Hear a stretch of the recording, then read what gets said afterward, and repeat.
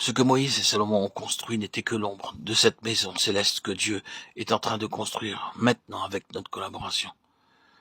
C'est pourquoi, frères saints, qui avaient par la vocation céleste, considérez l'apôtre le souverain sacrificateur de la foi que nous professons, Jésus, qui a été fidèle à celui qui l'a établi comme le fut Moïse dans toute sa maison, car il a été jugé digne d'une gloire d'autant supérieure à celle de Moïse, que celui qui a construit une maison a plus d'honneur que la maison même.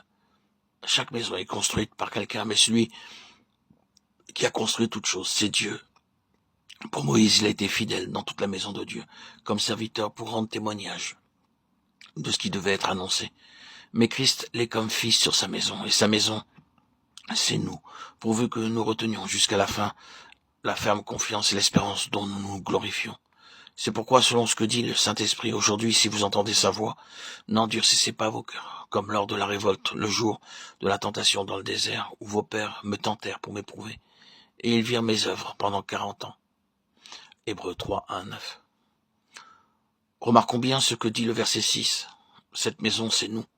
Ce que Moïse construisit fut de courte durée, et ce que Salomon construisit plus tard fut aussi pour un temps limité. Bien que ces choses furent très glorieuses en leur temps, le tabernacle, comme le temple, devait être aboli un jour. Mais à présent, ce que le Seigneur est en train de construire avec notre collaboration restera pour toujours. La gloire qui fut manifestée dans le tabernacle, puis plus tard dans le temple, ne le fut que pour peu de temps. Tandis que maintenant, le Seigneur désire révéler cette gloire qui restera pour l'éternité. C'est notre responsabilité de veiller à demeurer continuellement en tant que ses collaborateurs, sous l'autorité, la royauté et la seigneurie du Seigneur Jésus-Christ. L'avertissement que le Seigneur adresse est celui-ci. Aujourd'hui, si vous entendez sa voix, n'endurcissez pas vos cœurs. Hébreux 3, 7, 8. Ainsi, tout ce qui fut construit du temps de Moïse et du temps de Salomon ne fut qu'une ombre de la construction actuelle de la maison spirituelle du Seigneur Jésus-Christ. Voyons ce qui se produisit en ces jours-là lorsque le temple de Salomon fut achevé. Lorsque Salomon eut achevé de prier, le feu descendit du ciel et consuma l'holocauste. Et les sacrifices et la gloire de l'Éternel remplit la maison. 2 Chroniques 7, 1. Le feu descendit du ciel et consuma l'holocauste. Le sacrifice sur l'autel, cet incident nous rappelle et nous parle du sacrifice de notre Seigneur Jésus-Christ par lequel le pécheur qui s'approche peut être rendu agréable à Dieu.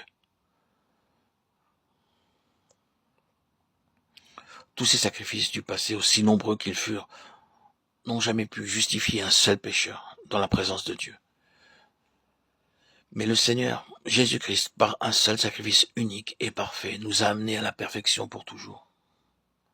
Non seulement nous n'avons plus besoin d'un autre sacrifice, mais il est devenu lui-même notre souverain sacrificateur pour toujours, dans les cieux.